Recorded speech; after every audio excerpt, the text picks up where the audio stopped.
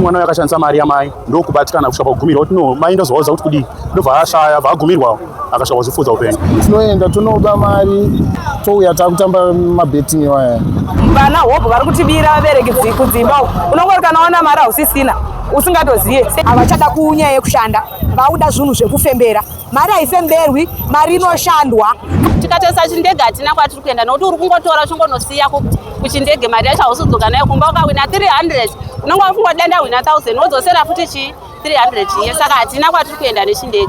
Takati chikumbirawo kuruzhinji kana kubva kunyika kuti dai vakwanisa kumbomisa izvi zvemabheti nekuda kuti mabheti tiri kufumisa vamwe vanhu nezvinhu zvisina maturo.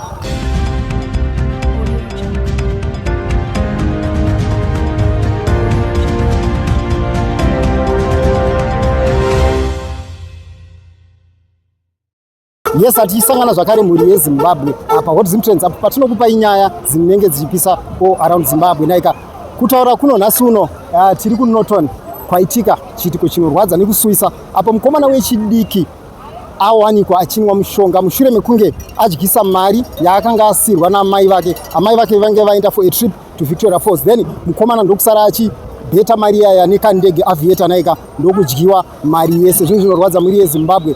Tiri kuona zvikuru macases evana vakomana ava vari kuita addiction mune zvebetting iri kuwanda. Last year takaita 10 cases dzevakomana vakazviuraya, mumwe akatozvisungirira panext door pamuti wepanext akafira ipapo mushure mekunge apiwa mari zvakare nababa vake kuti anga achitanga business ndokunoidyisa zvakare kubetting. Saka pari zvino tine malocal residents vabereki vari kurwadziwa nechiitiko chaitika muno muNorton. Aiwa, ngativanzwe vachitaura.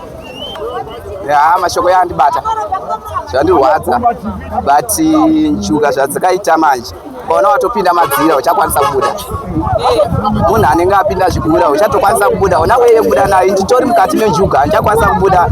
Dai pakwanisa kuwanika solution inenge rehab kana chiyo totopota njuga tichibatwa tichitakurwa chienda kunorangwa iko kuti siye njuga because kuudzwa nemashoko kuti siya ufu wakasiya ngakunyeperei. Ende njuga kana uine basa unorasikirwa nebasa, kana uine mukadzi marriage inoparara. Njuga dzinotora zvese hauna chaunosara nacho. Mubhedha kusvika kuspoon unosara nguva iwewe chete panjuga.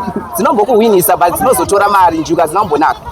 Pamunenge makudyiwa paya munoramba muchibheta ko munorambirei muchibheta muchiona kuti muri kudyiwa? Pfungwa yangu iri pamunhu webetting chete ndeyekufungidza kuti mari inowedzera. Zvinhu zvese zvatinoita tokufungidza kuti inowedzera. Nyange ndakadyiwa 100 ndototsvaga minzi yekutotora imwe 50 kuti ndiwedzere. Ndokufungidza kuti mari inowedzera chete. Hatitarisire kunge tichidyiwa patinobheta bye bye. Betting yakaita sefoja ukanzi nemunhu foja inonetsa kusiya usapute. Unogona kufungidza kuti ada kurambidza zvinhu zvinonaka. Asi wazotanga kuputa foja iyoyo unozoona kuti foja iyoyo haisiki. Asati apinda mubetting usapinde. Avarimo ndotoziva kuti haiwa hapana mabudiro auchaita. Ini ndakapinda ndine 20 years so far ndane 26 years tirimo mubetting. Ndakatombobatwawo nepfungwa yekuda kuzviuraya ndakadzorwawo ndatojyiwa. Saka ndototi munhu wese anotopinda mubetting unotombosvika paunojyiwa chete nenjuga idzodzo zvekutoti unotofunga mweya uda kuzviuraya. So pa 6 years dzawatamba idzi wakatangawo ne20 handitika toda kutarisa kuti mari yawakaburitsa neyawakawina yakawanda ndeipi? Ndingangoti handina chandakabuditsa because zvandaibuditsa ndaingodzosera. Saka nongoti handina chandakabuditsa ndakatorasikirwa nebasa mushure mekutamba betting. Mbiro kune vechidiki vasati vapinda mubetting musabate chitosiyai zvenjuga musamboite zvakangofanana nezvemutori. Wemutori rovatori nani maonero angu kudarika isusu venjuga. Betting mitambo yebetting yofuti asi betting ukaona munhu achidziwa nebetting zvinowanika. Asi nyakuona munhu kuziva kuti apane munhu amwa poison nemazera angu nyekumwa poison. Hakuna munhu anomwa poison kana kufa pasina chimwe chinhu. Ndoziva kuti kana kuri kumwa poison kana kusungirira kune chivanhu chiri kumusha kwawo kwete kunzi amwe adyiwa nebetting. Betting vakawanda vanodziwa. Kune varungu vanodziwa nebetting asi akambodziwa betting munhu akasungirira. Kune munhu akaita kune izvozvo kune munhu wekupane musiti akadyiwa 10,200 but atambomunza kuti asungirira. Asi kana kusina daka mune chivanhu pakwakeka aizisungirira munhu yeuya asi haana kusungwa. Asi kuti munhu akazivesa kumwa poison kunzi aita sei kumusha kwawo kune zviriko zvakavabereka. Musha ngozi kune ngozi iriko saka ndiri kurwisa kama owning shots kuti itai so kwete zvebetting. Betting ndoramba kuti munhu anodyiwa nebetting uzisungirira ndoramba betting vakawanda vanodziva mari dzakawandisa vanodziva zimba sei kwete kuti betting yakonza kuti betting ajiwe aiwa ndoramba kune chivanhu chimisa kwawo. Alright baba, tichitarisa betting pane vakambopfumo here nebetting kune vanhu izvozvo kune mato nemota vakati dzimwe dziri panhova dziritokoza dzitofamba vakatohwina betting mozi iyoyi vakatohwina mari mumwe akatenga dzimba nebetting iyoyi zvakuenda nemusoro munhu musoro wakuti wabata mari undoita senai musoro mako. Kune vamwe kuti vakawana mari kana kuti pei chaicha anoenda kubasa chaicha kuno mari kutoshadza kutenga mota ati mari pei akaenda kubasa ari kutenga mota. Betting handikashore betting ndakashora betting zvakafanira kuenda kubasa kubetting ndokuya mukuti mari kutorarama nebetting iyoyo. Betting inopa nhasi kuvhima nhasi zvakafanira kuti ndiri muvhimi ini nhasi azire kuti ndakashaya tsuro nhasi mangwana kunzi mangwana handiwani ndoshingirira kusvika ndapata tsuro zvakapa nebetting nhasi ndikawana mumwe ndojiwawo azire kuti mangwana ndichijiwa ndinohwina pandohwina paipaya ndomba ndichashingirira ndahwinawo semakore apera ndaiziva kuti mwana wangu inini kubva grade 1 kusvika grade 5 ndairarama nebetting ndaitowana mari school fees every month ndaitowana every term ndaitowana mari kubetting ndichivhura sikoro ndaitoziva kuti pasina 3 days ndaitowana mari eschool fees. Asi kune vamwewo vaijiwa handingashore kuti ini ndawanire chimari wonzi betting yakaipa hakusaziva kwedu chete kuziva kwakasiyana kuziva zvakafanira kuti mumwe munhu anoenda kubhawa kana kuti handingashore zvangu zvekuti zvakawandawanda ndo unoita kuvhima nhasi ndawana tsindiwo mamwe achiwana mhembwe ndichingokura chidai ndichingoendawo azire kuti hanzi ndasi abata tsindi kubva ndangourayingwa dzese kuti handabata tsindi aiwa. Zvinhu zvinorwadza kuti tinenge tichirasikirwa nevana vatinenge takabereka, asi nhau iripo ndeyekuti vana vedu vamazuva ano havachada kunyaya yekushanda, vauda zvinhu zvekufembera. Mari haifemberwi, mari inoshandwa. Kana uchinge washanda unonyatsodya mari yako yeziya. Zvino vana vedu ava vakungoda zvinhu zvekufembera chete. Saka zvinhu zvinoshungurudzika nekuti neti tarasikirwa tiine futi kurwadziwa mukati. Saka zvinhu zvinongotirwadza tinoti vana vedu dai machinjawo hunhuwo matagawo zvamunokwanisawo kuitawo ishoma iyoyo inokubatsira mukurarama kwete kunofembera.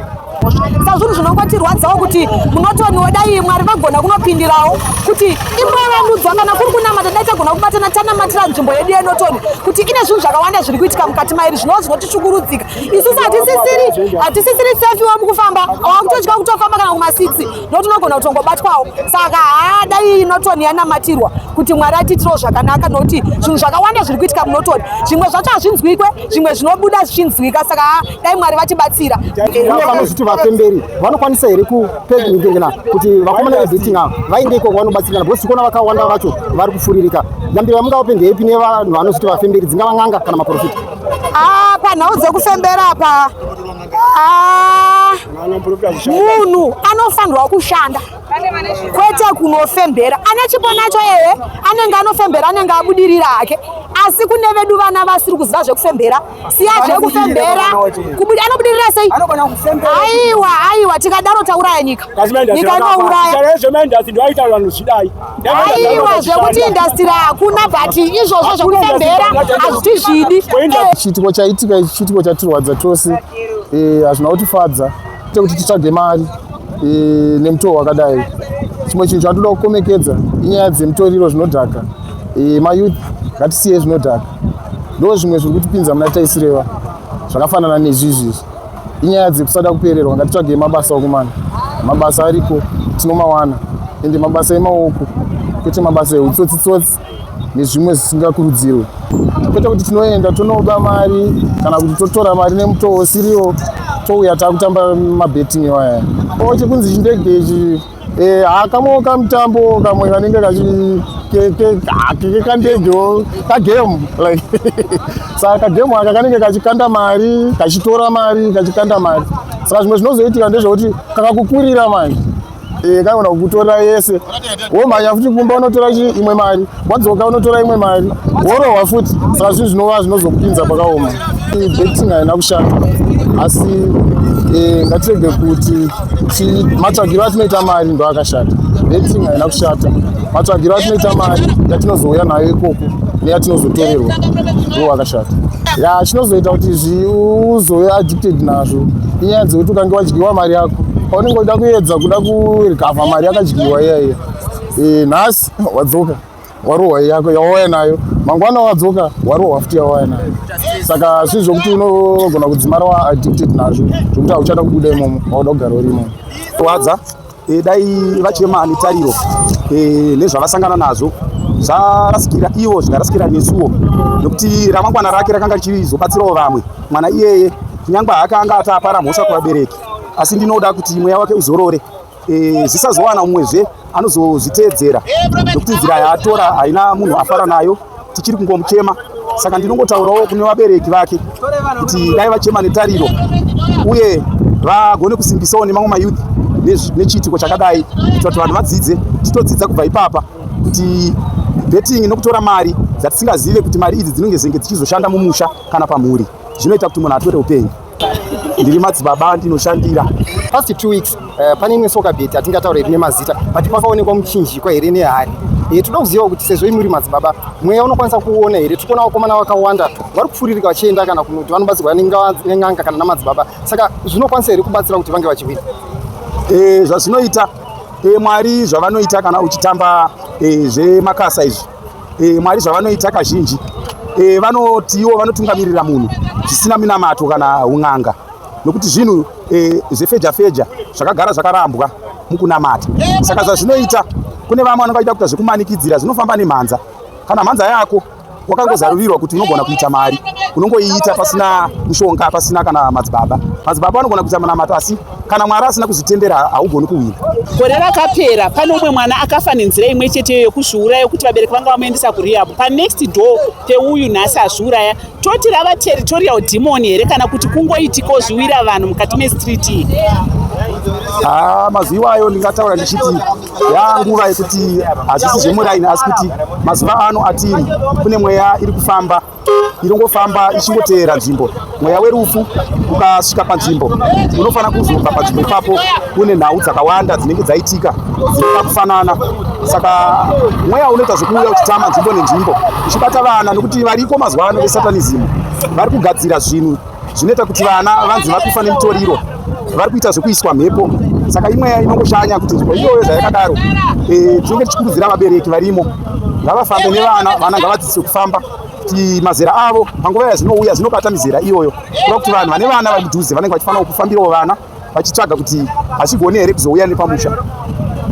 Tarwadziwa semubereki akabereka kutiwo kubetting kwachoko vana ende mari vanoiwana kupi kwana mwana achibudisa 200 US anenge aiwana kupi iye mwana asati akwenda kubasa achiri mumaoko evabereki mari anenge aiwana kupi iyo yekubetting kwacho ngavaone kuti zera iri rine zera here rekubata $200 rine zera here rekubata $50 rine zera here rekubata $5 vakaona izvozvo vakazvitarisira izvozvo vanoona kuti vana hobho vari kutibira vabereki kudzimba unongori kana waona mari hausisina usingatoziye seipapa mubereki pamwe angachitongotiwo mari iriko kumba ndichauya ndiishandisa asi izvezvi atova neproblem times 5 kapa chakutokumbirawo kuti vana vachona mafoni avo aya nenyukarikiramu yenyu iyi vana kushandisa mafoni vadzime zvimagemu zvese vongosara vana vangori nezvechikoro chete zvinogona kuti batsira izvozvo ivo vabereki futi varasikirwa nemwana uyu mhepo chaiyo yakupindawo yakutongoti aba mari akunjuka iko kusiriko iri mhepo yapindawo madzinza umo mune madenda asisina maropa umo akutodawo ropa izvozvi kufa kwetoita mwana mwe munhu kumhuri atofa nemari saka izvozvoka tinongoti hama dzarasikirwa sori yei.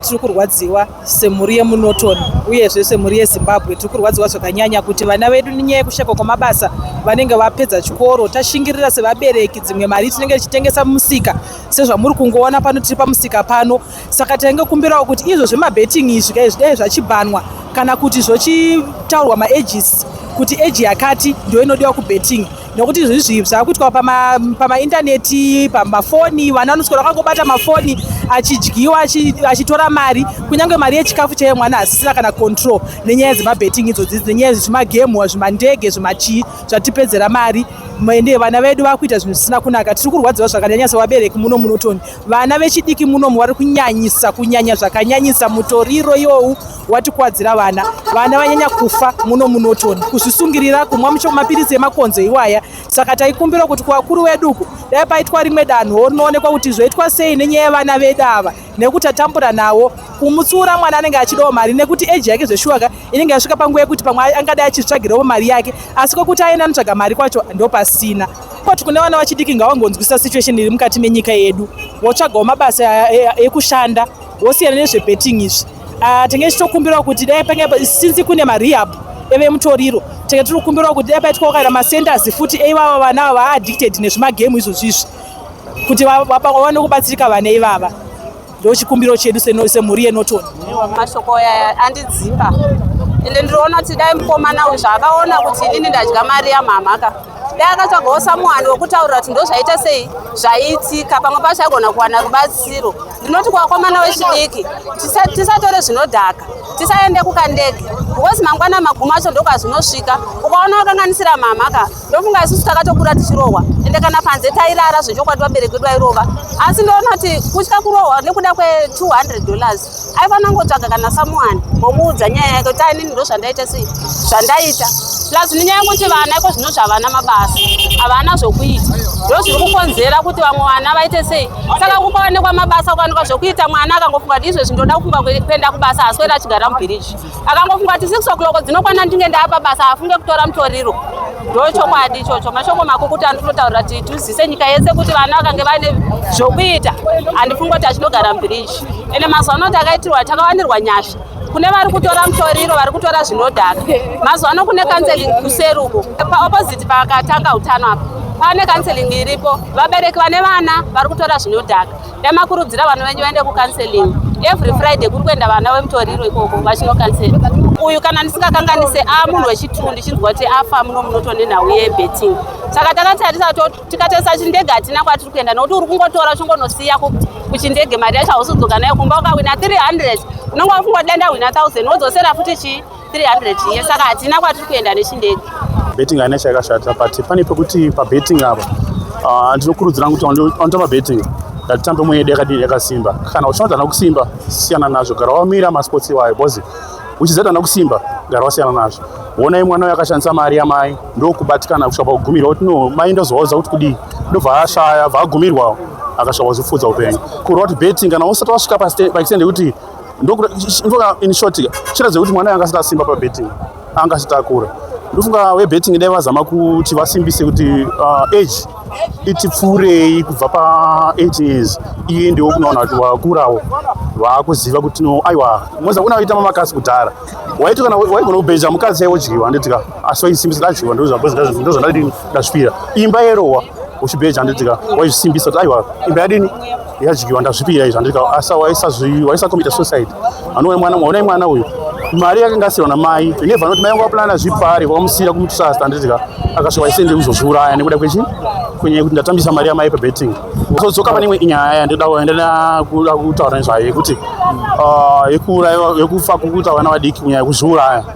Ndine mwanasikana akafa kuDamafosi ndimva munoti vanopanda noziva Damafosi. Pane mwana musikana chaizvo akangozokomita suicide yekuti anga aita pamwiri ari suppose angatowanawo scholarship yekuti aende kuIndia nechikoro handiti apa anga atamba nevakomana ane pamwiri aona kuti apa mai vadi vapedza nguva yavo wabhadhara mari suppose go to school akazokundikana kuita izvozvo handitika kutoti mai handichakwanisi kuenda kuti ataure mai handichakwanisi kuenda kuchikoro kwaimota nezvondiendeka nokuti ndanowana mudumbu hazvikuita anokwanisa kutaura mai yake zvinhu zvakwana akangosadza chinzira imwe chete yekuti kuzviuraipo saka mukuona kuti padao dzidziso yakakura kuvana vedu vechidiki avo. Baba ndanzwa muchitaura kuti betting inoda munhu asimba. Kusimba kwamuri kutaura ndekupi mhuri yeZimbabwe idzidziwo zvakare kuti kana uchinge wasimba pabetting unenge waita sei chaizvo? Kuaccepta kuti kudyiwa kuriko. Alright. Kudyiwa kuriko kana wavhuma kuti kudyiwa kuripo handitika wataaccepta taivos nandaisa 10 million apa yarohwa yatorohwa zvishuwa ndiye ngatoba chibvuma idefeatiyo handitika asina inorohwa vanhu liver inorohwa vanhu asichiti inorohwa vanhu wabheta handitika tambira atozviita tiri kubhora kuti aiwa asiti adini yarohwa handitika even waisa mari yakawanda tambira izvozvo kana usati watambira izvozvo mira masports webetting ndo ishe ndo point yangu yandinayo. Pamufana uyu atisiya uyu tine urombo kuvabereki varasikirwa newanga achizoda kuvagambula. Tanga tichikumbirawo kuruzhinji kana kubva kunyika kuti dai vakwanisa kumbomisa izvi zvemabetibeti nekuda kuti misha mizhinji yaparara nekuda kwegambling mabhezibhezi atakaunzirwa mukati menyika ino yeZimbabwe. Dai zvaikwanisika kuti izvi zvegambling zvebheti zvibve kana munzvimbo matinenge chigara munharaunda dzechigara, nekuti hazvina pundutso. Hamusina rugare mudzimba nenyaya yemagambling. Takafirwa last year, nhasi uno tiri kuchema futi uyo watisiya muzuva ranhasi. Dai zvaita zvegambling zvapera, nokuti kuti hakusina zvemwe colonization ichadarika iyi yatakitirwa iri kuuya futi yatakitirwa nemabhedzi. Takakolonizwa nevarungu, tikarwisa nevarungu, zvino takolonizwa futi nebetting. Mhuri dzose dzaparara, vose vari kubheta. Ndiani akambohwina unonzi uyu wakabudirira nekuda kwebheti? Hatina. Hatisi kuwana munhu unonongedza kuti uyu wahwina wabudirira nekuda kwebetting. Nhasi wapuwa, mangwana watorerwa. Ende uchitorerwa unotorerwa zvawanda, unotozara usisina chinopi. Zvinokupinza futi mukukwereta, zvounza ruvengo nehama.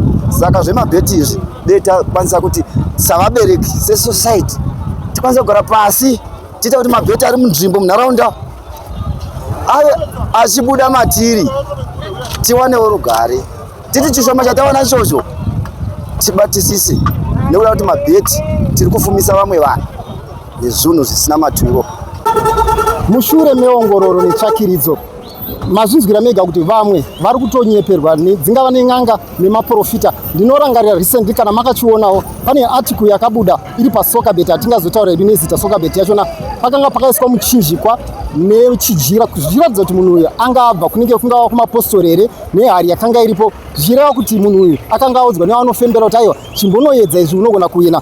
But tiri kuona zvese izvi hazvisi kushanda. Dai zvichishanda, dai n'anga kana maprofita vachigara vachiwina. Aiwa, uya mucomment section mopo pfungwa dzenyu kuti todii nevakomana, vana vedu ava, shamwari dzedu, maiji zedu ari kupera nenyaya dzebetting. Aiwa, tinotiwo kana uchiziva kuti une dambudziko rekuti wapinda addiction into betting, pane nhamba dzataisa pamascreens edu, macenters ekuti unokwanisa kunge uchibatsirikana. Munokwanisa kutora nhamba idzodzo, munovafonera, munopuwa counseling yekuti munokwanisa kubatsirikana. But musakanganwa zvakare kuuya mucomment section mopa pfungwa dzenyu kuti todii nenyaya idzi. Don't forget again to like, share and subscribe to What's in Trends, so that whenever we post the latest news, automatically you'll be updated. We love you so much. See you next time.